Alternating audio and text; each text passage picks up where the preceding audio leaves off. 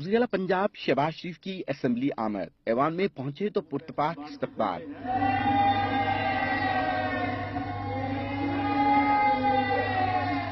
3 سال میں 11ویں بار ہاؤس میں آئے تو ایم پی ایس کے چہرے خوشی سے کھل اٹھے۔ اپوزیشن لیڈر نے بھی ترقیاتی فنڈز نہ ملنے اور صوبے کے معاملات میں اپوزیشن کو ساتھ نہ لے کر چلنے کا گلہ کر دیا۔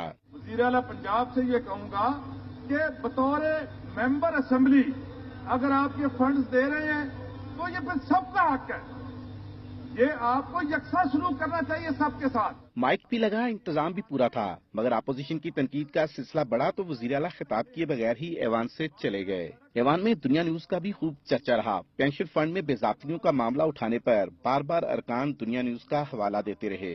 دنیا ٹی وی میں ایک خبر آئی تھی کہ پینشن فنڈ میں 63 کروڑ روپے کی میجرمنٹ ہوئی۔